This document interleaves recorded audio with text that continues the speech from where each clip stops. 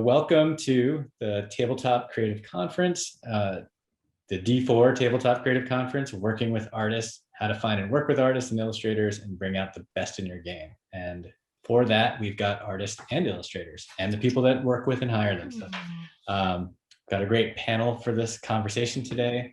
We'll start with Nick Nazzaro. Shot Nick, sorry. You nailed it. Can you tell us a little about yourself? I'm Nick Nazzaro. I'm born in Boston. I'm a working illustrator. I work in TV animation design, and I work in tabletop illustrating games. I'm co-owner of Lay Waste Games. You may know of us as the creators of Dragoon. See? Had it at the ready. That's the only game I got. We make some other ones that are not on hand.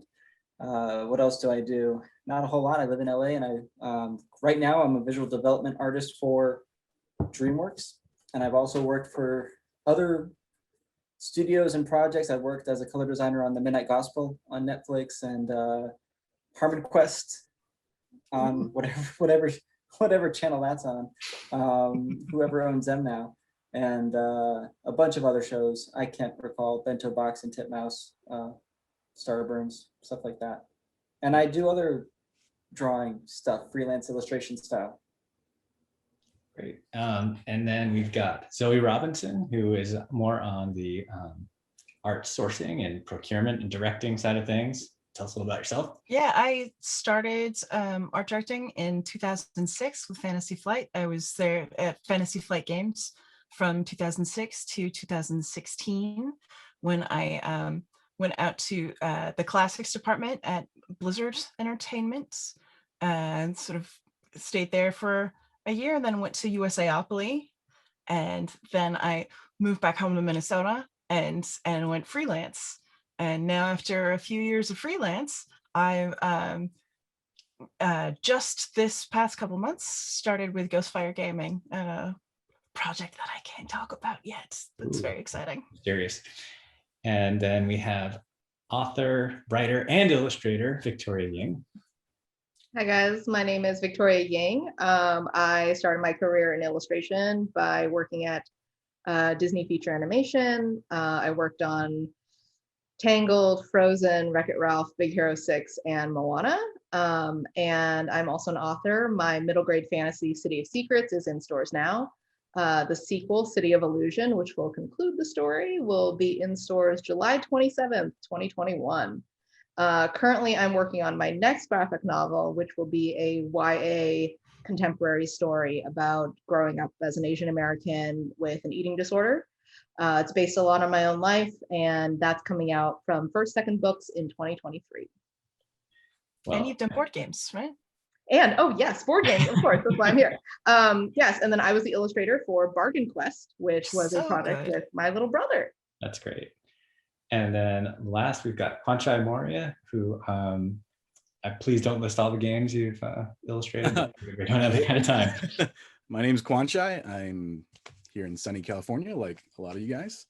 I'm a tabletop illustrator. I did a count before signing on today, and it's almost 100. I think it's 92 board and card games and expansions. So, wow, nice. I've had the opportunity to work with a lot of really great companies and freelance with some of the best, biggest publishers in tabletop. So I feel really lucky, and I'm doing board games, which I also am a huge board gamer. So yeah. How many years did it take you to do 100 games? Say again? How many years did it take you of working to do 100 games? I think it's 92. So technically it's not there yet, but I think it's the total of round up. I think it's like 6.5, 7 years now that I've been freelance illustrating. Wow, that's still crazy impressive. Is it lines of things, or like individual products, or what's the so I mean, favorite line that you've card games, expansions, board game expansions, covers for games that don't have like real content inside for art, but just pretty much everything. That's cool. Yeah, I also have a children's book line in Canada. It's a nonfiction series of like animals and bugs and stuff. And currently, if you go to McDonald's in Canada, you can get it with your Happy Meal. Oh, that's cool. That's Yeah. awesome. Yeah, just something It's like random. BTS meal, like get a Kwanchai. Yeah, they have a program in some of the bigger cities that allows you to get a book instead of a toy. That's And cool. my publisher that I worked with managed to win that bid and chose my book line to the book line I worked with to be part of that. So pretty cool. It's one of those That's things so you can tell cool. mom, like, Mom, go to McDonald's. I mean, she's not in Canada, but Get you yourself a happy. know, she like understands, you know, like the gravity of it. Right, yeah. Besides board games, because unless you're a total board game nerd, most of the games I've done you have never heard of or understand. Yeah, but everyone's heard of McDonald's. Yeah, Next time you're in Canada, you have to go up to the counter and ask for like a free Happy Meal or whatever. 100%. Yeah. Also, I whipped out a calculator while you were telling that story. That means you've averaged about a board game a month for the last 7 years. that sounds about right. That's It's actually- Board games and I burnout. have so many questions, but I shouldn't take up our time. So. So I don't want to tell. So as of 2016, I had 600 and some SKUs on my. Wow. PG-13, right? But that's the difference between like having to actually sit down and do the art and being able to be like, you do this, and I'm gonna go to this other Still, thing and do. managing 600 projects, like that's That's enormous. Like I can't even wrap my head around that, really. but Yeah, it's I've never thought to count the projects actually, but I will say in the early days, I wanted a copy of every game I worked on, and it was like, because it was such a different thing than advertising, is like this thing I can have and hold that I Yeah. participated in, and then they're boxed, and then I realized that this is just, we're going to have to start playing favorites and give them back or give them away, because it's been almost 20 years, but yeah. Kwanchai, have you played all the games that you've illustrated? Is that a like? At least in the prototype form, and usually if the game eventually Cool. gets to me, then of course, play the game itself. I love it. Nice. That's great. So I'm Adam Sblendorio. I'm the creative director at Iosiopoly, and I'm just really excited to get this group together.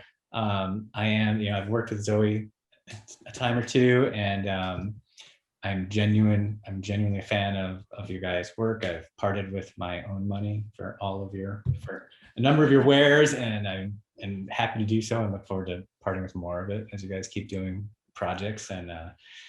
And so let's just jump in. I think a good place to start is the fact that you're all artists, and within the art world, and we're talking particularly tabletop gaming, but was there a game that the art made a difference? Either it caught your eye and it was that first game that you bought it because of the art, or you were playing it and then that art brought you into the theme of the game in a way that an abstract game like, backgammon or chess not really doesn't, but now, and anybody, if you've got one, you can just sort of jump in and I mean, for me, it was tabletop RPGs like the Exalted game and the Vampire the Masquerade.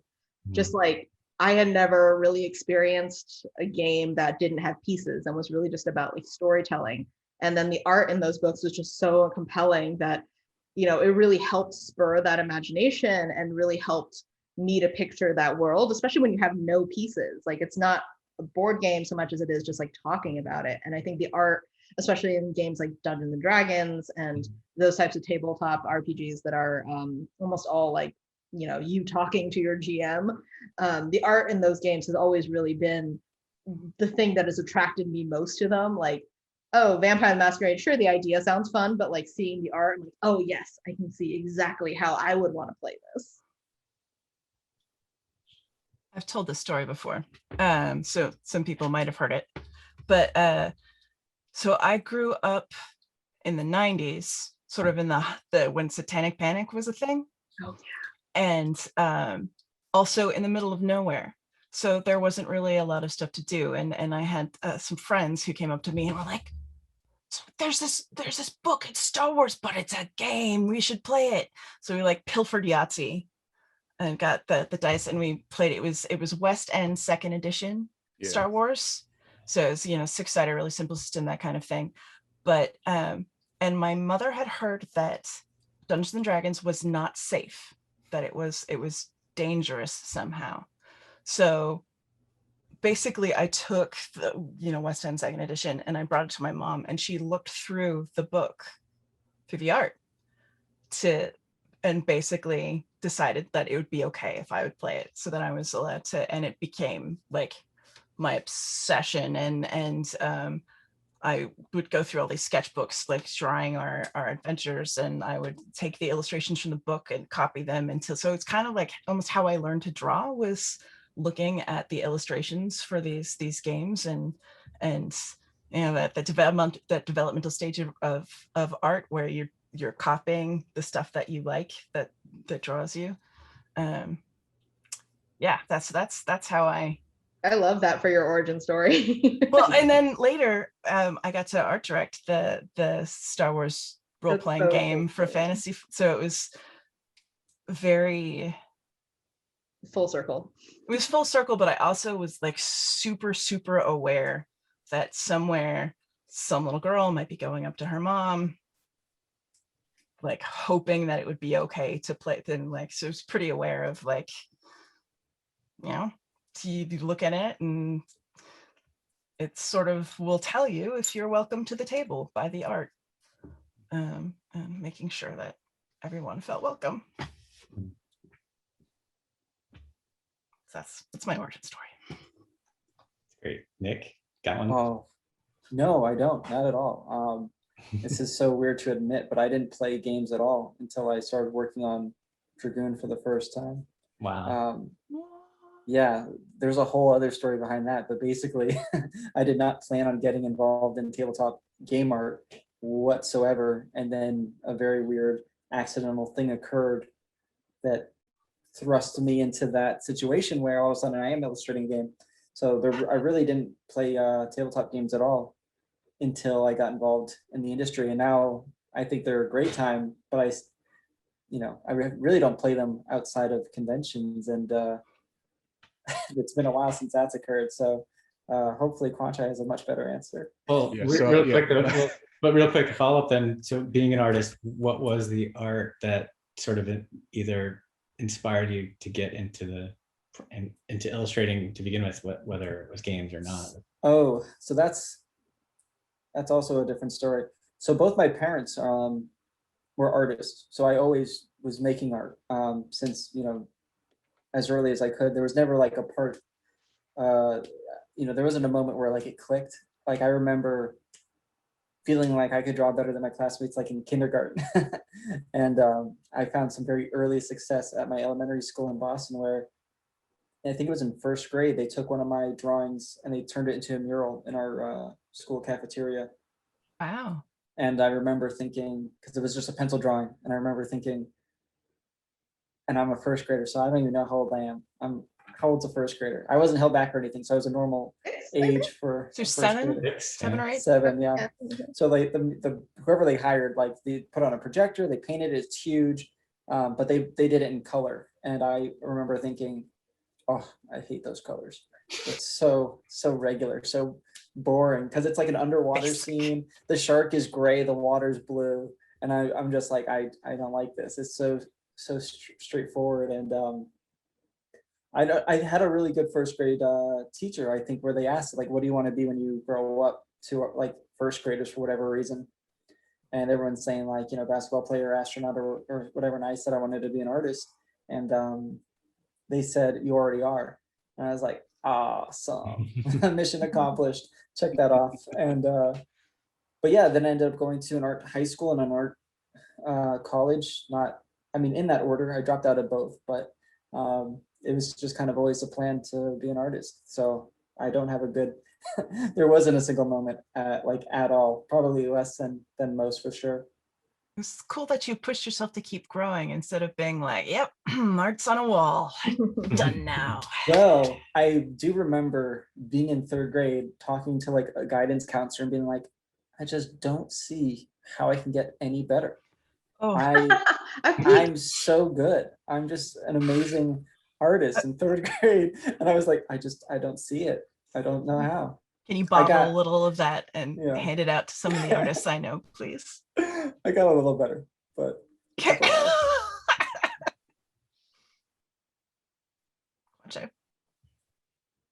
All right, Kwanchai, Um, your origin story. my origin story, is that the question? I forget. Well, just Game's origin, like a game or art. game, like that's that right, sort of- that's right. It could be a game, or it could be a first grade mural. It could be anything. Yeah, I have a game. The first game that pops in my mind is Wiz War second edition or first edition, the one that was like really like looks like it was made by hand. Um, I graduated with I graduated from UC Davis with a history degree. This is before any art, and then I was just making stuff on the weekends because a friend introduced me to Carcassonne and Yeah, Settlers, and so I like I couldn't find Settlers anywhere.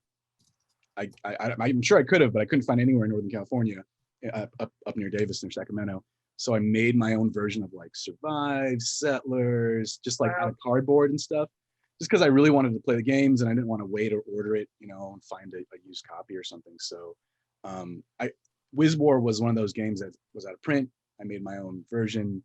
I found Board Game Geek. I uploaded it, and just that like tactile making stuff and using art to make things that are like instantly usable is like a big selling point for my psyche. I think it's still what drives me today to do board game artwork, because it's so immediate, and I can like print out proofs of things I'm working on and actually interact with them. It doesn't have some ethereal on the wall sort of meaning. It's like I need to move this with my hand so it makes sense because this pirate's gonna rob that ship, or whatever. So Wiz War, yeah, I really like Wiz War. I like the game anyway, but like I love old, clunky, weird, handmade art, like especially old D&D stuff, old D&D magazines and all the cartoons inside of them, or like the idea of like when cereal box, I don't know if they still have them, but you can cut out games from cereal boxes and play on the breakfast table. That kind of stuff really gets me going. So Wiz War is my choice. That's Wow.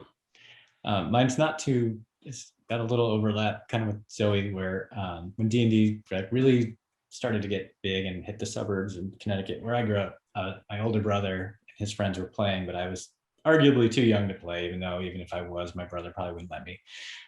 So I was just sort of off on the side. But I would take the Fiend Folio and I'd take the Monster Manual, and I just was so like enamored with all the creatures and the creature design, and so I would just sit there with like construction paper and draw while they played, and eventually my friends and I were like, well, we're gonna play Boot Hill then, or whatever, another one of the TSR RPGs where, and you guys aren't allowed to play, but it was definitely those days where I just, to me it was like the older brother, the cool kids, and they're doing this like they're role playing, and it's this gigantic world of imagination and monsters and creatures, and that's pretty much like hooked from before I was even able to play. But yeah, it's amazing what art can bring to the experience. But I think for what we think are going to be some of the people listening to this, like I'd really like to get into the nuts and bolts about like the professional side and actually the working side, even beyond the inspiration, and maybe starting with just right at the beginning. So they say experience teaches. So how do you get experience? How do you guys like that? How would you recommend getting and giving experience? So one of my very first freelance gigs was with Exalted, the game that inspired me to begin with, and that was because I did fan art for them.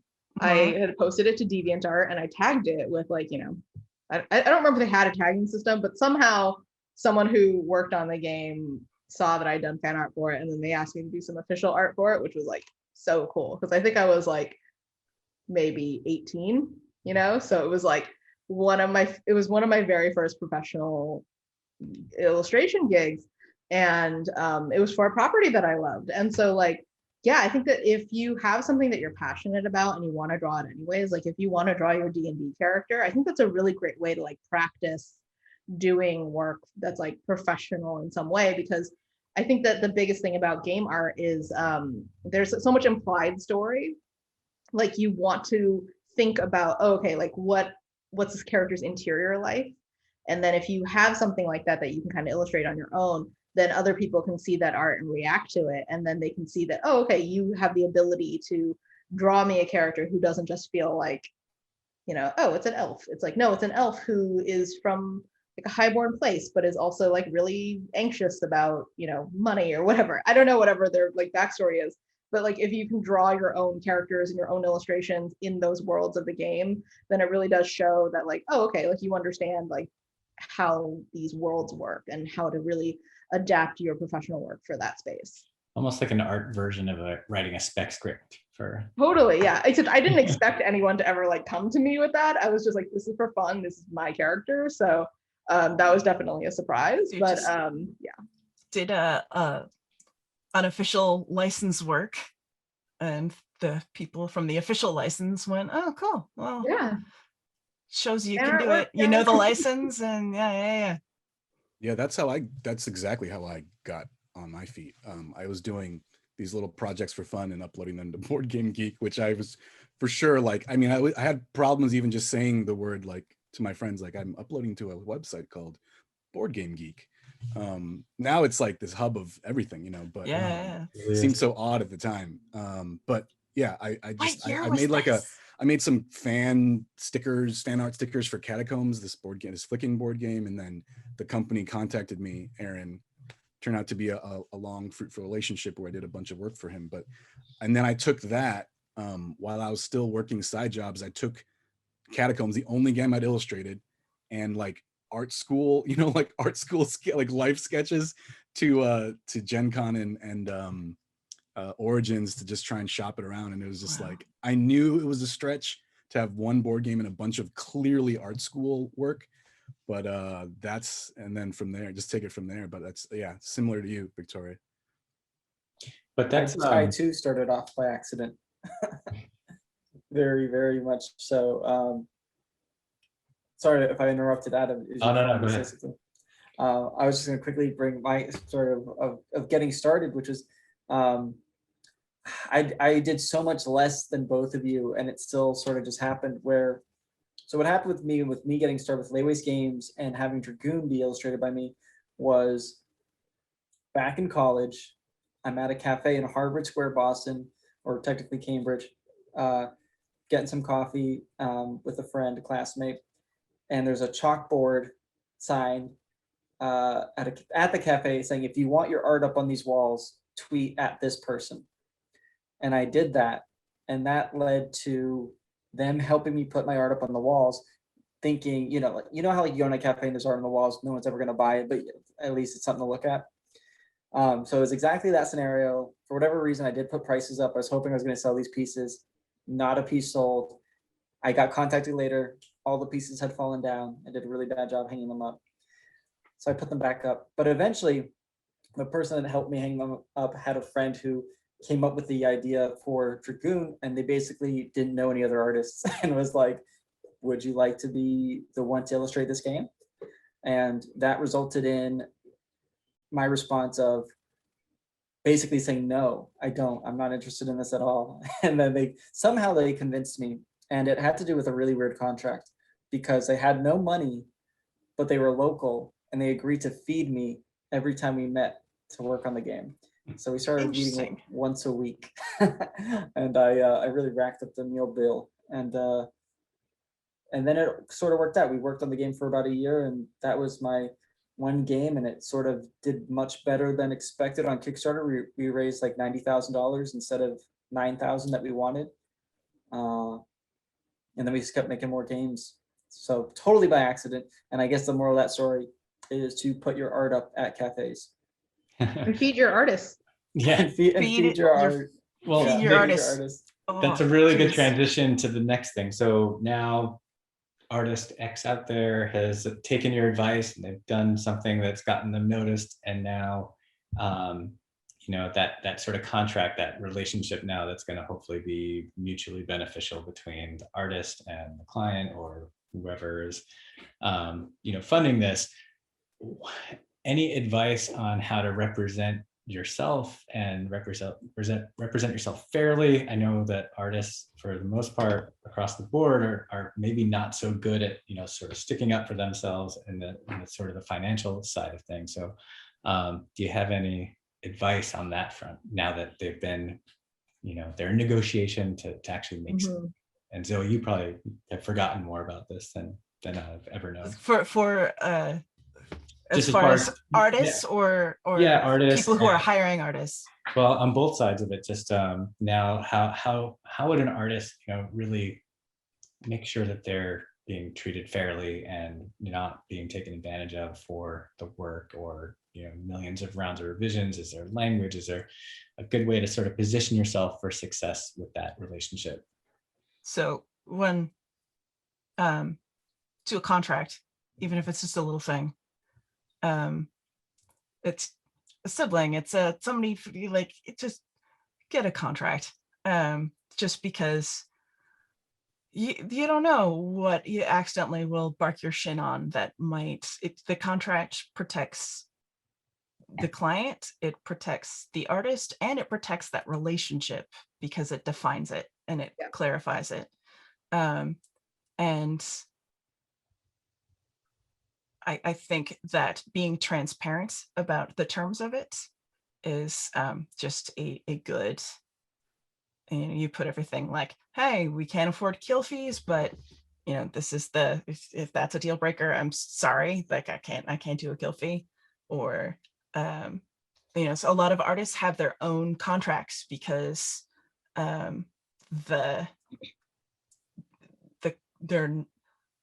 keep running into clients who don't have one, right? Like who are not experienced enough to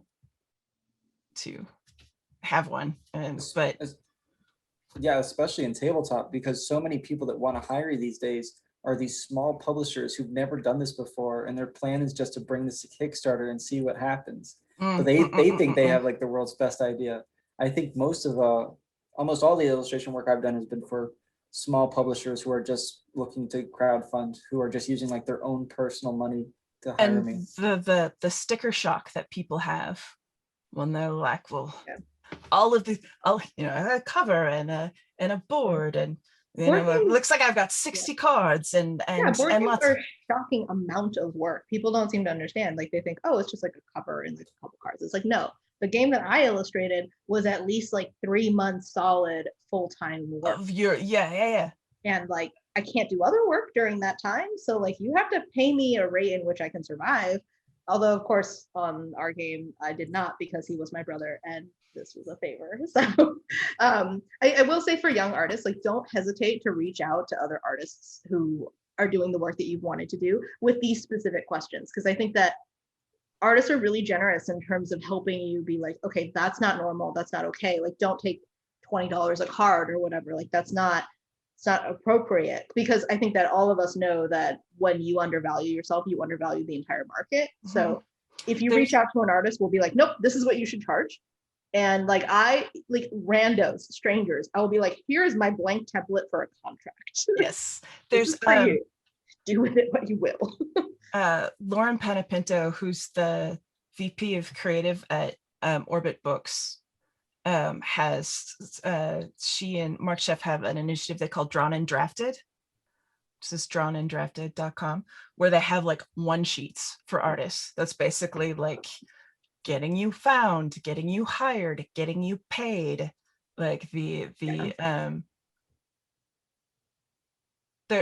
run into so many young artists who are so desperate to get work that they get the work, and then it just sort of like the money doesn't necessarily magically show up, and so then they sort of freeze when it doesn't magically show up. And that's thing for like if you're hiring artists, be honest about how much money you can pay. Be honest with yourself about how much money you can pay. And like hoping for the royalties is not the way to go, because I'm from publishing and I know a lot of publishing, and 80% of books never earn out, And I think that that's true for games too, in a lot of sense, where I think there's a misconception with royalties in that it's often on the wholesale cost of the product. So if someone's like, oh, you can get X% royalty, and they think, oh, it's a $50 game, like, well, that's not of the 50, it's of potentially 50, 65% less than that. Yeah. And so like, I think that, you know, when people are like, well, I'll take this small amount because I'm getting like 5% royalties, that must be great. And it's like, no, it's really not. Like, you should try to make sure that you get paid up front, because royalties just rarely come through. Like, that's just kind of the situation. And if someone's trying to sell you on like a spec, like, oh, you'll make money once the game makes money, like the game may never make money and probably won't. So don't bet on that. And if they really believe it's going to make money, then they should be willing to pay you up front. Right. If they truly believe that, then like they should pay you. And I think there's a lot of hand wavium, especially for inexperienced publishers. Yeah. Of the like, they don't necessarily know what all getting this off the ground is going to entail, but they'll figure it out tomorrow. Yeah. But art is like fun and flashy and cool, so it's considered to be like more fun to deal with. So, which we can talk about that later. But well, and there's pros and cons about the popularity of tabletop right now. Like, on the good side, there's so many games being made, and you know, upwards of 3,000 to 5,000. It's even hard to really keep track as what's on Kickstarter at any given month, and what's being done here and in Europe and all over the world now, in Asia. So that's great, but what's not great is now only so many of them can break through. Right. So if there's 5,000 new games, like not all 5,000 are going to be successful. But I think the answer is like, people need to be aware that art is labor. It costs money. So when you're making your budget, you have to like do the research to figure out how much, like loop it in with, like, if it's part of like the money you need in order for it to for the Kickstarter to happen is the art budget. And it's going to be it's a chunk, right? Like, it is a sizable chunk of money. And it should be like, you could probably find someone who will do it for cheap, but you shouldn't take advantage of someone for that. Like, you know, as a business owner, like if you were starting a game and you're like, I'm the designer, I'm going to represent this, I'm going to be the business owner, you should want to give everyone on your team a fair shake, and you should want to give them like a standard of living that is reasonable. So you should build that in to make it reasonable for them as a business owner and as someone who wants to publish this game and to make it happen. Like, yes, you probably could get away with paying somebody like, I don't know, minimum wage to like do this work, but like, do you want to do that? Like, is that really fair? Is that really the type of business you want to be? So that's definitely something to like ask yourself and be aware of too. I think there's so outside of illustration and artists and sort of like the creative professionals, there isn't much understanding of exposure and the like, but it'll be such great exposure, or people will see your work and will like it'll get your name out there, it'll get your foot in the door, that kind of thing. And that nowadays is considered to be extremely insulting to artists and illustrators. And I actually talked with illustrators, or sat in on conversations with illustrators who've been, I mean, everybody, it's a small industry. We were sitting before we started recording, and we all kind of like know each other through connections of like, it's a surprisingly small world.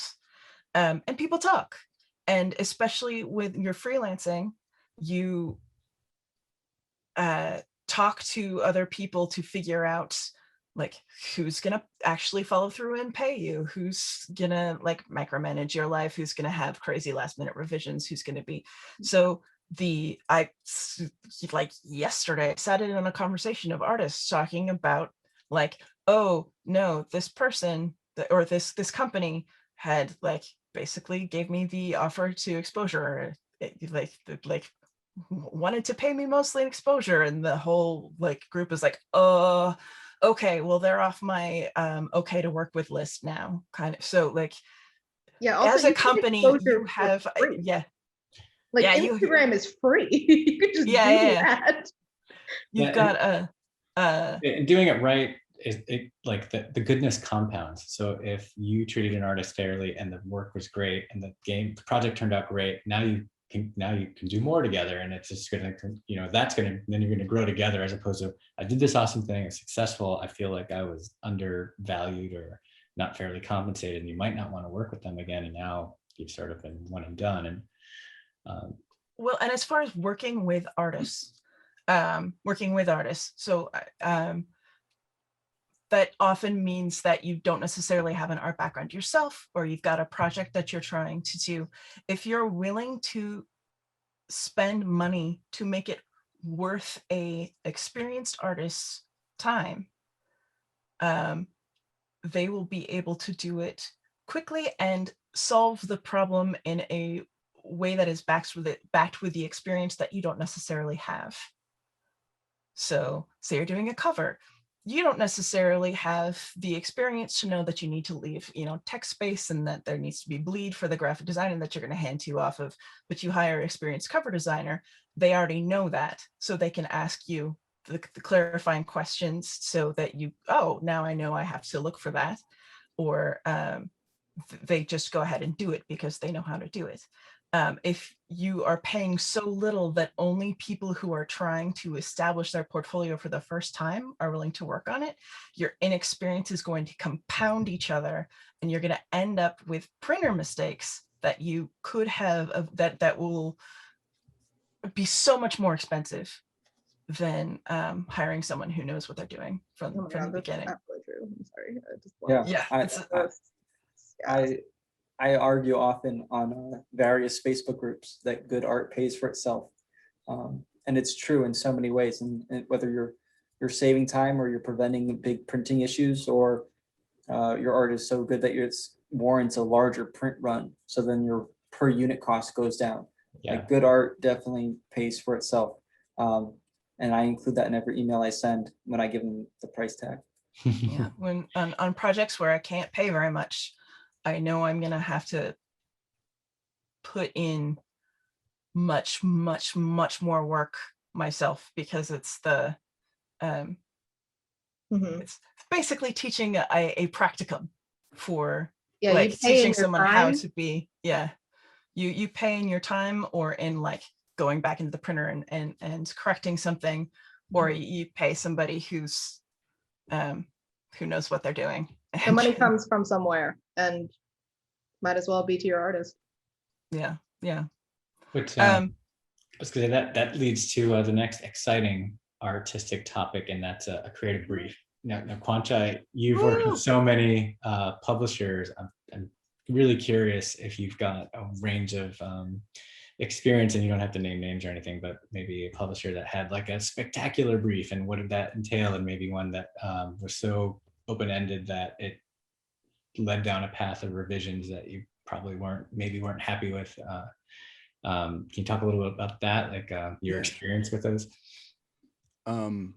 Actually, it kind of segues from the previous topic, in that I feel like a big part of being successful illustrators being better than you, like trying harder than you think to communicate really well, to ask a lot of questions and be honest. Because like when I went to Art Center, I don't know if it was just my gear or the cadre of teachers that I had been with, but I felt like I was being, I felt like people were saying a lot of negative things about contracts and clients, and being scared of like getting shafted by a client, or the money, you know, all these things, which are legitimate concerns, and it does happen.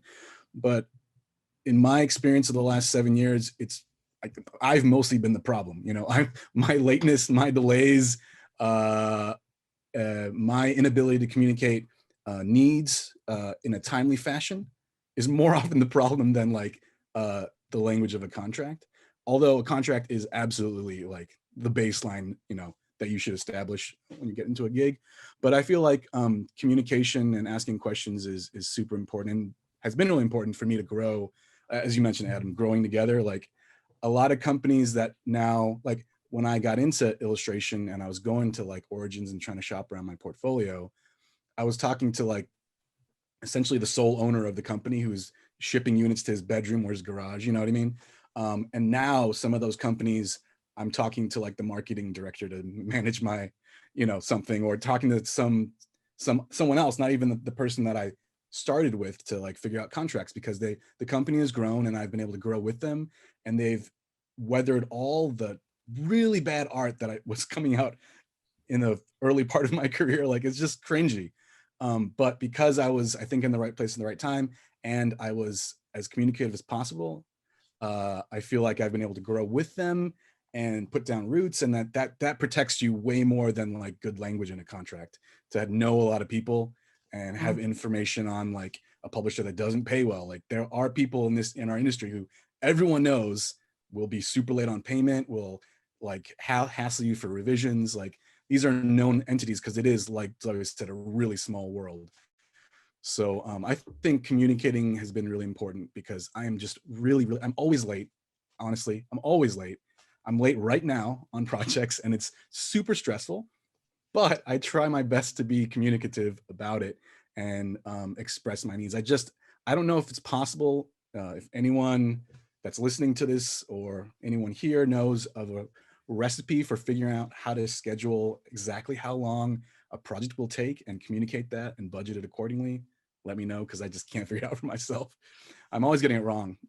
But yeah, communication is super important. So what that means in like actual practicality is, in this day and age, you have to be really good at emails. You can't be like, I'm bad at emails, I'm sorry, I didn't check. You have to be somewhat responsive, and you have to express yourself well, in as little words as possible, clearly, to get your point across. Otherwise, it's just you're not gonna work, because everything's done via email, and you better be not nuanced, but straightforward to get your budgets, to get, your art briefings, all that stuff. Yeah. And that's really what an art brief, I think, is. Like, as far as is the clear communication of, this is what I need you to draw. This is what I need painted. I think a lot of people pull up short by describing exactly what they want, as opposed to stating what they need for the, like, this is what I need. The piece is going to be this dimension. Like, have all this stuff up front. It's going to be this dimension. Its purpose mechanically is this. I'm going to need this much bleed. If you can give me a template, I love it. This is the piece of yours that made me think that yours. This is the style of yours. I hear a lot of horror stories of artists who, like, yeah, they handed me someone else's art and told me to draw that. So just hand the artist the piece of their art that made you think that they were that made you want to hire them, so they know what style, which of their styles they're supposed to work in, and then communicate like, this is what I need. If it should not be, if there are things that it cannot be, like when I was working on Lord of the Rings stuff, it's the Lord of the Rings license. We do not have the New Line Cinema license, so it cannot have any imagery from the movies. So here's the text: stay out of this area. And then you've communicated that's an art brief, right? Like, otherwise, Mike, I have yet to find an artist who's like, yes, I want to be, please micromanage me. It's relaxing. I think that, like, one of the things I tell students the most is, your job is to be a mind reader. You need to, like, peek into your director or your art director's head and be like, oh, okay, I understand what it is that you want from me. They'll be psychic harder. Yes, exactly. Try to psychic more, please, if you can. And the thing is that, like, no one can, right? Like, no one is a mind reader. So, like, ask as many questions as you can. Like, if you're in that, or, I don't know, for me, because I worked in film and television for a long time, like, people were talking to me. So then I could respond and be like, okay, what do you mean by that? What does this mean? Like, try to define that a little bit better. And I would be really annoying, but at the same time, it's like narrowing that down, because language can be so abstract. Right, the clarity. And getting something concrete out of that, to be like, don't do this. Then I'd be like, great. At least, like, now I know. So you have the parameters, then you can work inside of them. Yeah. Mm-hmm. So, like, pitches, briefs, like that kind of thing, when you're trying to, like, you have nothing, and then someone else who is your client is trying to tell you, make this thing for me. Your job is to interpret what they said and not necessarily your vision of it, which your vision is important. Yes, of course, you as a beautiful artist and a unique snowflake, you are very important. You are special and your vision matters, but their vision is way more important and you better know what that is. Right. And some people are bad at that. Some people are really bad at like explaining that. And you have to push those people sometimes. Like if they give you a brief that's like, I don't know, Game of Thrones fantasy, but like nothing I've ever seen before. Like, right. Okay, here's some ideas. Like here's some pictures. I didn't do any work. Just here's some photographs I found. What do you think? And the closer you can get to that before you put pen to paper, you will save yourself so much time. Well, and them frustration too. Like then they also know, oh, I wasn't clear.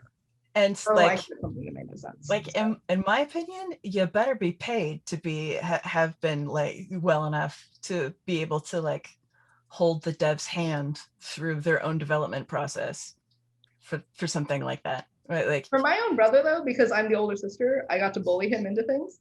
That's fair. That's like if it's family, sure, and if it's your little brother, you can like But I'd say for if you are commissioning an artist, that's baseline work. Figuring out what you want before you find somebody to like that you're gonna hope is gonna read your brain like is important.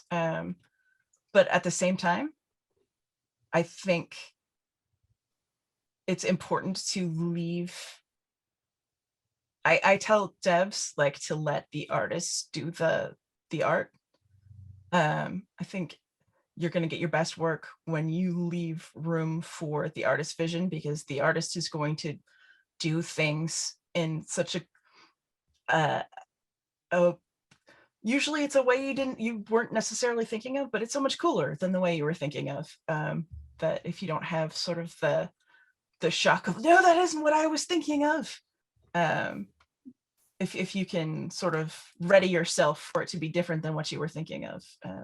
But different doesn't necessarily mean worse. It can mean better, you know? And no, exactly. But if you're going to be like, as long as you're not reacting negatively to the difference and are actually looking at the quality of the thing. Yeah, like for me, like I hire artists now too, because I've worked on some projects where I'm the person who I don't have time to like do the physical art, so I actually hire people. And when I do that, I'm so impressed by them, and I'm so impressed. Like I'm such a fan of theirs that like when they come to me with something that's like their own vision, I'm like, yes, I love it. That must have been such a nuts moment where you were like, I'm gonna hire someone to do some art. Also because they're my friends, so I'm like, can you please do this? And like, no, I'll do it for free. And I'm like, don't do it for free. Because absolutely not. I will not make you do that. Give me your real rate, not your fake friend rate. No, I'm going to pay you your actual rate because yeah, I value their time, because as an artist, I know how much work it takes, and I'm not gonna take advantage of the fact that like we have a relationship. So I've always 100% paid them, but also I pick people who I'm like, you will surprise me with something. Yeah, I love. Like, you have a clever imagination. Yeah, I do think good direction and that communication up front can take some of the emotion and the subjectivity out of it too. So, you know, if that communication is clear up front, you know, you were mentioning Lord of the Rings couldn't look like the cinematic version, but the artist decided to give Frodo an eye patch. You're like, well, that's not part of, you know. So that's like the art description and what you're looking for still needs to be pretty clear, but then it's always great to give the artist some flexibility as far as but that goes under needs. Like you like the needs are, you know, the license here is Frodo. This is the text of what Frodo looks like. It's at this moment. So we know like he didn't have this cloak yet and he didn't but and so he cannot have an eye patch like or you know that's part of the parameters. But I think Kwanchai, I interrupted you with when you were talking about like what your favorite brief was, or like if you had a brief format. That I didn't even answer the question. So. Oh, It's my fault. No, I just as I'm sure all of you feel, like whenever I get the most leeway, I seem to make the best projects. And the scariest moment in any new relationship, new client, is like finding out who the person is you'll be dialoguing with the most, whether that's an art director or oftentimes in this industry, the graphic designer is serving as both the post-processing person and the art director and the person who's working most in tandem with the author and the publisher to get the product into the printer, to the printer on time. Which is So also, that's I the think, person book that, publishing, right? Like, say again? that's also like book publishing Yes. and like publishing At industry least in in my general. experience, yeah. Yeah. So that person is really important, and more often my first question isn't necessarily what the contract looks like, but who do you have a graphic designer or team, and who that person is. Have I worked with them before, and will I get along with them? Do they have, like Rebecca's Victoria said, the templates is so important. I want all the templates with all the bleed already, like, you know, on separate layers. Yeah. And then I'm ready to rock. So That's so so yeah, smart. I've had honestly, I can't even believe how many projects I've been on where people have been so kind and let me kind of run around and try new things. And it's allowed me to like try different styles of art on all these different board games.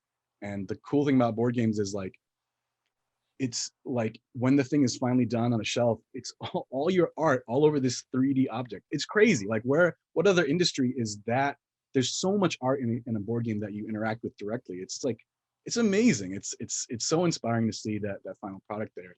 And so I feel like, yeah, more than almost any other industry, it's really important to design with the client and the final product in mind. And if you can do that really well, publishers will like come back to you over and over again, because they know even if the last project wasn't like exactly where it should have been, they know that you're thinking like in line with what they want. What am I trying to do to get this product to market and to sell? If you can do that as an artist and get in their mind a little bit, you're saying, Victoria, I think it's, yeah, that's where it's at. And Nick, you're kind of on the publishing side when it comes to your work. So how does that work for you? So it's like you have the vision and you work it out with anybody else within. Oh yeah. So for like Layways Games, I give myself my own briefs. It's like, you know, the designers are coming up with like a list, item by item, about everything, every kind of component that the game is going to have. And then I make a visual guide of like, this is what that would look like without art, just like put it all on a piece of paper kind of a thing. So we get a good sense of scale for what all the parts are. And then we adjust the sizes as needed, depending on like how many pieces kind of dictates how much, how big the box will be, which dictates like the size of the pieces that they can be. So being part of that process means that, like, you know, I'm very hands-on and I get a lot of say in the size and dimensions and the ultimate look of everything from the very beginning, which is cool. When other publishers contact me, I get all sorts of briefs, all sorts of weird stuff.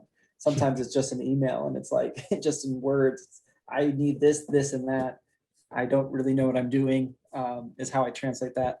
But I got a really good brief like just yesterday by a publisher that I really like, that I would love to work with. I'm not going to mention them because I think I'm going to have to turn them down, unfortunately, because they have a really tight window. I'll probably just send it Kwanchai's way, just because I know he probably hasn't illustrated something yet this month. And Needs his monthly game. exactly. But it was a really great brief. It was like, it laid everything out. It told me every item. It was sectioned off. It was going to be this card, this card, this card. It had the total. It said the dimensions in millimeters. It said the DPI. It had hex codes for the 4 main colors of the characters. Oh. Yeah, and you know, my first thought was like, oh, I appreciate that. That's handy. But then also, it's like I immediately want to change these. I was like, these are like your own first grade. Yeah, I was like, oh, come on, because they're all like of similar value. You know, it's like, come on, let's like get some better contrast going. But you know, whatever. That's not a did they add precedent art, like art precedents? They're like, here is the art for the main. No, they were matching. No, they or... just had some placeholder stuff that just helped with the brief. So you like something was very map based, so they had like a placeholder map. But like, yeah, it's not part of a series or anything. It was just like pointing out that the contrast on that is low. Might actually be a really good point. because if something has that low contrast, it's not necessarily going to print very well. And maybe it was something that they hadn't, like, where else in the game are those four, you know, PMS codes showing up?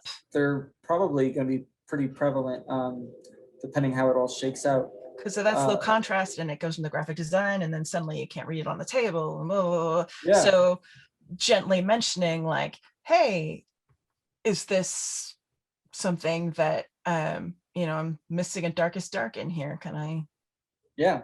Like, no, that's a good point, and I'll probably do that in the email. I'll say that, like, unfortunately, I'm just too busy right now. This timeline is too short.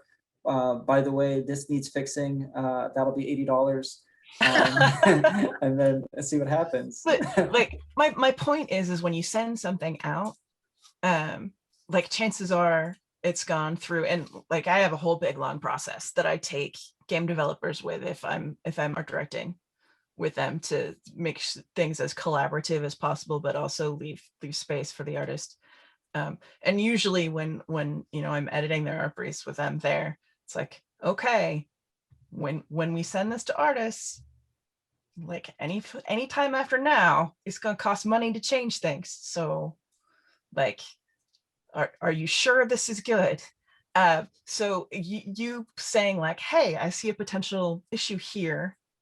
Can just checking to make sure what is this, that could be, that's a really helpful point of clarification, because it could save them a lot of time down the line. And I should ask for more than $80. But it's not. So when you're that earlier in the process, before you've, you know, turn in sketches, blah blah blah blah, things tend to be a little more fluid, and there might be that room to just ask for clarification. Why these colors, are they in the logo? Do you have the logo? Could I see the logo? Because that gives you a lot of information about shape language and the, maybe whoever was doing that just didn't think to include the logo in the reference package, because the illustration, so it's illustration, it's not graphic design. So yeah, ask questions, as long as you're polite and professional. It's not going to be a problem. Board games are different than a lot of just general illustration, in that there's a function to it as well, as a flavor, and then, you know, in the way that I think somebody else had mentioned how, like, the graphic design and illustration really has to come together, because you could have this great image, but if the number that's important to the gameplay is the thing, it's not really working. One quick question for Kwanchai was that you have a lot of, you know, variation in your style of the games that you've illustrated for. And I was just curious, you know, if you look at like Catacombs and Capital Lux and Days of Ire, like, these are very, like, if you just threw them on the wall, I think people would be surprised that all came from the same artist. Did that come from them, or was that part of like what you wanted to bring to those particular projects? God, I don't know. I that's a popular question that I've been asked. I don't have a good answer for it, because, well, I'll say that I was a figure painter first. So like the paintings, the oil painting style, the really brushy stuff, like that's what I was doing at Art Center, where I went to school. And when I graduated from Art Center, I got a couple of group shows and like on the West Side here in LA. And I thought, like, I'm a painter, and then I do board games on the side, is what I'd tell people.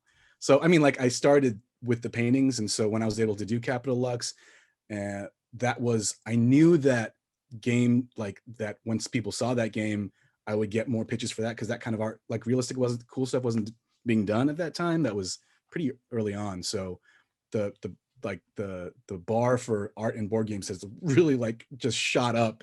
And like, I remember the first year I saw Lay Waste at Gen Con, I was like, I saw the booth and all the colors, and I was like, damn it, like, it's just to see a lot of publishers put really art forward products out, instead of just making a game and then like hunting around for someone's cousin to do the art. You know, like, that's a big shift in the last 8 years. It really is. And to the opposite side, where games can be sold solely on their art. But I like I mentioned earlier, I think a lot of companies have been patient enough with me to like try things, and I can just throw out ideas and somehow they stick. And so I have been able to develop a couple different styles for different games, sort of on purpose, but all those things are things I've been doing for fun. Like I do a lot of stuff just creatively. I like to do a lot of different things because I get really bored of doing one thing over and over again.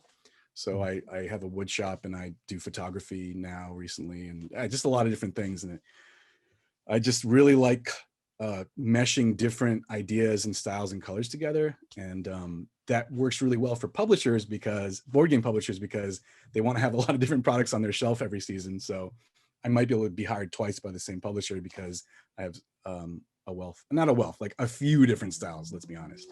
But I don't know. I don't know why I do. It's just, I do, but I'm grateful that I do, you know? So I think we're starting to get a little close to time. I did want to end with something that some friends introduced to us a number of years ago that they do at the dinner table every night, and it's called High-Low Hero, and we do it here time to time, and it's so we usually do it on the day. So maybe what's something like good that happened today, and what's something maybe challenging you had to deal with today, and then who's somebody that helped you out or was like a positive in and it could be little. If it's on the day, it could be so and so for opening a door. It could be I dropped a sandwich. But I wanted to sorry. Oh, go ahead. Oh, go ahead. I was just wanted to say one thing real quick about the prompts, the briefs that we were talking about a little earlier. Oh yeah, please. I'm kind of going back to that, but I definitely have noticed a lot of like indie designers who want to do board games, and because the art is so flashy, they kind of reach for the artist a little too soon. So I think that like you really, really have to get a prototype that works. You have to know exactly the number of cards that you need and the number of like different tokens and all that stuff, because I think that because the artwork is so forward now, especially with like Kickstarters and stuff, that like people really respond to the art so much that like I've had friends of friends who are like, oh, we want to do a board game and it's this idea, and I'm like, okay, but that's not an art brief yet. Yeah, and that's you a need great to point. have it down first. Yeah, you need to have the game works. Like it can't even be like, here's a kind of idea that works. Nailed down. The scope cannot be a moving target. That's it needs, pretty but much when you reach out to an artist, you need to be done with the game design. Or done to the point where it's not going to change dimensions and needs, right? Like, and there's I've had friends of friends who are like, oh, I have this great idea for a game, and it's like this type of card game, and will you be the artist for it? And I'm like, I have no idea what you're asking for. Come to me when you have a game, right? Yeah, come to me when you're like done with the game. And I think that because like Kickstarters and like games now are so art forward, people reach out a little too soon. Well, so that is something that I would caution, like, please. Yeah, and I hope people aren't thinking they need to do that for the prototype, because having been on the receiving end of a lot of pitches, sometimes really beautiful or elegant art in a prototype is almost distracting, because it's going to be rare that someone's going to pitch a game and it's like, we love it and we're going to print it next week, and like it's rarely going to be shelf ready. The publisher's going to want to take it in, and they've got their own staff of designers and artists and other things. So as long as it functions, that's great for a pitchable game, because if it's good as like chits and pieces like bits of paper and stuff, it's going to be that much better when like great professional art gets laid over the top of it. So it can be even as simple as when I was working on WizWar, on the 8th edition of 8th edition of WizWar. So when I was the prototype that Kevin Wilson brought in was out of Legos, like the stuff, like they just literally done a Lego prototype to and it worked beautifully, and we were able to play the game in its entirety with no art expenditure whatsoever. He just like pulled apart his old pirate ships or whatever, and like you don't need art to like test play your game. Yeah, I think art you also is, like, just the last stage. I think you just came up with $1 million idea too, to re-release board games in Lego form. That's Kevin Wilson. There's Kevin Wilson, you're a future millionaire. That is. Yes. Can you imagine playing just like, I don't know, Catan or chess or anything, just with like little Lego pieces? Because then you can smash it at the end. You can be a real bad sore loser. Yeah, but then you like setup becomes a lot. That's true. Yeah, but that's what Lego's all about. It's about building. like- You've made setup fun again. There are some games with some setup that aren't Lego based. Yeah, like that's like more than Twilight Imperium right there. Like that's a lot. Sorry, Adam. We Oh, can, okay. So Sorry. what I think would be fun for people to hear from you guys is the high-low hero, but on your career. So maybe a time that just was really special to you, maybe a time that you found challenging or a low point and that you overcame, and then maybe somebody in your life that either helped or that it was meaningful to you in some way that kind of got you here today onto this amazing panel. And whoever, feel free to jump in first if you got one. All right, I can think of some pretty obvious highs and some lows. What was the last one? High, low, and what? Hero. Just Hero. like, yeah, some, and then a person or persons that maybe like were sort of helped you along the way or just meant something to you or helped sort of, Oh, that's so tough to pick one. I feel like tabletop especially has such a tight-knit, small community that everyone who I can like picture in my head, who I haven't seen in way too long because conventions haven't been a thing, are pretty awesome people. And I feel like I do hit them up every now and then with asking for advice, and they always have lots of helpful things to say. Because I feel like as a small publisher, we're all sort of winging it like so bad. Like these countries are introducing new tax laws and stuff, and we're just like, oh, what does this mean? Because we are so small time that we don't really have professional help to let us know immediately. So we're trying to figure it out on our own. So I don't know who I would name. There's just too many people. But high at low would definitely, I don't know, it's hard to just think of anything other than the pandemic and how much it's like devastated the industry and affected everything. Like we definitely personally made a lot less money, just like plenty of other people have, because of the lack of conventions and loss of in-person sales. But it's affecting shipping, it's affecting manufacturing costs. I'm seeing more and more small publishers just say that they're probably just going to either take a small hiatus or just stop altogether. Like it's just not cost effective. The margins were already so low and thin that it's just not a viable thing for a lot of people right now, especially, and hopefully that changes soon. So that sucks. So what's a good high? yeah. I feel like every time I've gone to a convention, it's been one of the best weekends of my life. Every convention is so much fun. Gen Con, the one that Kwanchai went to and saw our booth, and it made him very momentarily jealous. That was probably the best. That's what we set out to do, and it's nice that mission accomplished there that one time. Yeah, and then he came by next I told year. you, I stopped in my tracks and bought Dragoon sight unseen. I didn't know anything about it. And what was funny is like we kind of had this annual gathering on the last night of Gen Con where we just kick in some doors of the hotel to get some tables, and multiple people had it. And I was asking like, oh, have you played it? Like, did you hear about it? Like, no, I just had to buy it. So like nobody had even played it yet. Oh, that's great. That's so funny. I love to hear stories like that. And it's that would happen like on Saturdays or Sundays. People come back to our booth and they'd want to talk to me, and they'd say like, I haven't gotten a chance to play it yet, but I bought it. It looks so cool, and all these really, really nice things. And that definitely adds to why conventions are so nice. It's definitely the most compliments I'll get in a short amount of time for sure. Which is, you got to do that at least a few times a year. Really missed it in 2020. Hopefully by the end of 2021, I think we're going to one convention at the end of the year. What is it? PAX Unplugged. Yeah. Yeah. And then, because that's like not until December, and then Gen Con's in, I don't know when, September, some weird timeline. But yeah, so that's my very flaky, loose, high-low hero. I feel like every answer was a non-answer, but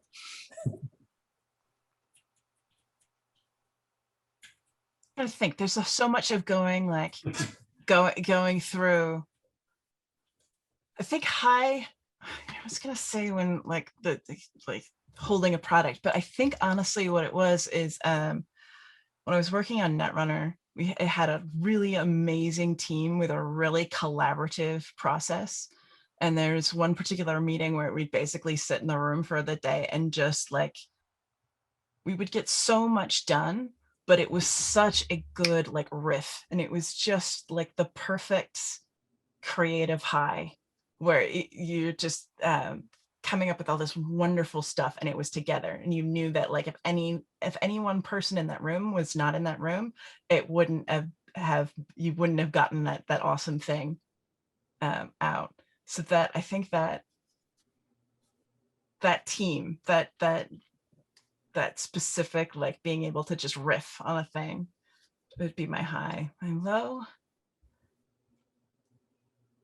there's a certain instability in creative work that that's hard. And there was a point I moved, I like quit the job that I'd had for 10 years, and I'd like moved 1,500 miles away from my family, and I was with a company for half a year, and they cut my position. So like suddenly like being stranded far away from like everything I knew, that was like a moment of just like I think that was a low. So there like there was I remember at Gen Con one year, because I was hired and I didn't know, like I was hired in a company that didn't really have art directors before me, and they didn't really know what an art director did, but it was like we were at D and we needed to get to Q. So here's where we are, there's where we need to go. Ta-da! Go to, kid. And I remember being at Gen Con and talking to Jeremy Jarvis, like Jeremy, what do art directors do? And he's like, well, they do it. He listed the things, and it turned out to be all the stuff I was doing. So that was, so that, which I guess goes into hero, which again, like Nick said, it's such a tight-knit, supportive grassroots community. There's so many people that like will reach out and help. But I think for me, my heroes have to be like my firefighters, right? Like there are artists that I have that like my heels will be over a cliff, and I'd be like, hey, I don't suppose you're doing anything in the next 2 days? And they're like, okay, what do you need? I called an artist, Magali Villeneuve, where in 24 hours, I needed like a marketing quality picture of Han Solo at like a huge size.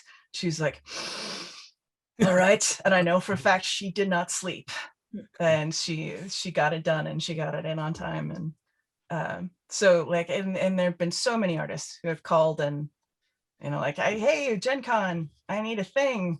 And like, day after tomorrow, can you do that? They're the ones that sort of pull my ass out of the fire. And I am only sane because of them. So those are my heroes.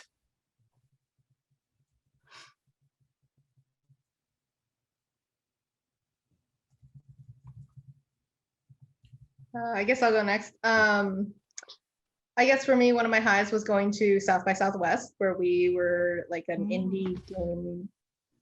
I don't know, like we were featured, and my brother was like, hey, come and help me with the booth. And so like we really got to see, people who had no familiarity with my work or my brother's work, and just sit down and play the game and just like really engage with it, and just to like see the joy on their faces when we explain to them how it worked, like here's the game. And then also my brother, if you don't know him, he's actually a really good like showman. He's very extroverted, and he's very like he's very different than me. Like I'm very reserved, and he's very like out there and very outgoing. So I think that he's watching him work was one of the things that I found very joyful, and also like sharing the work with people and seeing people respond to it was always really, really cool. And we were nominated for like an award, which is why we were there. Like we were there to go to the award. And my low might be when we lost. Oh no. Which is fine. But like when we lost, like literally that moment, a piece of the ceiling fell on my head. No. That happened. Were you okay? I was so stunned because I was like, what happened? And the entire hotel like freaked out because they were like, please don't sue us. Like, because we were in this big ballroom and they were doing like the whole South by Southwest like awards, and they had like it was like, there's a presenter, and it was the whole thing. And then like miraculously, just at the moment when they announced the winner of the like game person, like this like ceiling piece just like fell out of the sky and smashed right on my head. I was fine. Plus, you were okay? There wasn't Yeah, it was like, no concussion. Did you have to go to no, the no, hospital? No, I was totally fine. Well, but you I don't was know if definitely you were totally shocked. fine because you didn't go to the hospital. Yeah, well, that's true. But I was just surprised. And more, it was like a piece of, like when you are in Plaster? school and there's like this little like foam ceiling tiles. Like the crown molding stuff? Yeah, like that kind of thing. So like that's what fell on me. So it wasn't like a heavy piece of ceiling. It was like a okay, that's foam piece. What are But the yeah, like, I chances, just remember though, like just right over you. Just at that moment too, like right when they announced that like someone else had won, it was like boop. Part of me is like, assassination attempt? Like, I mean, it would have made sense if I'd won. But yeah, so like that was maybe kind of a low moment. What tyrant will you become in the future? That's someone feel tried like to kill you in the past. Could have made a bigger stink and maybe like gotten something from the hotel because they were really freaked out. Like they're like, yeah. Like they're like, do you want a free room? And I'd be like, Yeah, lifetime room stay at that hotel for sure. please give me the presidential suite and room service. But And a pillow menu. I know. Maybe it was an assassination attempt, but they had really bad aim and they I were know. aiming. I think This is the person next to you. it floated a little. Like someone had a video of it, and like it fell and then like it kind of glided and then hit me like this, like from the side almost. So the ceiling know. itself just didn't like the cut of your jib, huh? Something about me. That girl. Calling it.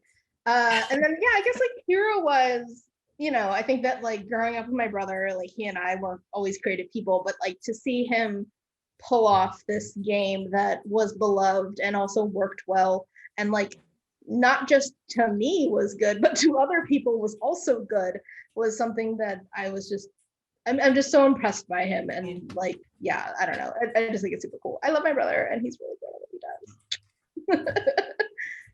Hey, and you have that, it's been recorded. Yeah, take it back forever now. John, you have We'll proof. put that out in post. Right. No, we should take this opportunity to all wave hi to him. Hi, brother. Hi, John. Hi, John. I miss you. I worked with John for years. God, how long did I work with John? Like we said earlier, there's weird connections all the way through that are sideways and incidental. And Yeah, me and Victoria apparently had food together one time. Yeah, we had dinner at a Korean restaurant, maybe, I think. Yeah, probably. Probably, what area? Pasadena, probably. In K-Town. K-Town itself? Yep, could Yeah. be that. That makes the most sense. Yeah. But this is the first time we're like actually talking, so. That's right. Also, what did you think of South by Southwest other than almost getting murdered by the ceiling? right. I mean, it was really cool. Really surprisingly good for games. Like I did not expect that. Like I didn't know that it had such like an active board game scene, but people were really passionate about it and they're very cool. And I would definitely go back. It was very, very cool. I think it's a relatively recent thing that they do games there. Yeah. I think like 2015 or 2016. Mhm. I think 2016, because I think we went to the first one and it was a lot of confusion. It was a lot of, there's games here. But it was a good time. Austin's pretty cool. Yeah, Austin's awesome. All right, Kwanchai. I'll start with a low. I was trying to think of something. I in terms of a career low, I think the last year's been really difficult. Probably the most difficult year in terms of freelance for me because of things not related to freelance. My dad got sick with cancer, and Oh, pandemic happened, and like a lot of stuff was going on that was just crazy. Like, everyone has that month or two that's just like everything that could have gone wrong went wrong, and if you try to explain it to a client, it would sound like a lie. yeah. Oh, your grandmother died again? Yeah, And now you you're like, need what are you talking about, man? You used that one already. So I think my point being that as a freelancer, you sort of float through. I never worked in an office, and I didn't work at a traditional 9 to 5 ever as an artist. Although I worked a ton of like awful side jobs, I never did something like that beeped into a door with art. So a lot of milestones in my life have been, things like a parent getting sick, or getting married, and like all this crazy stuff. You're going through in this sort of suspended fake freelance world that's feels so non-traditional in the way I thought I'd grow up. Without traditional coworkers, there's no water cooler to like share advice at. And that's really hard. I think it's hard to work as a freelancer and get up and go to your room and be alone all day.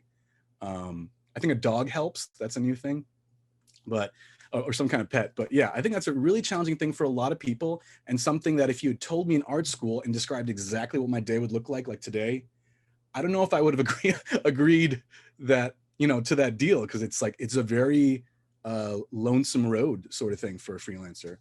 And I think that's going to change as a lot of more jobs become at home, but at least for me, that's really challenging, and that's a big low in my life as a freelancer. Have you been able to plug into the wider freelancer? Because there's so many freelancers that usually there's discords and stuff of sort of like fake offices for freelancers. I'm save my sanity. Luckily now I've been able to meet a lot of other artists, and actually a lot of designers, and so that's an awesome space to be in and have a lot of support in.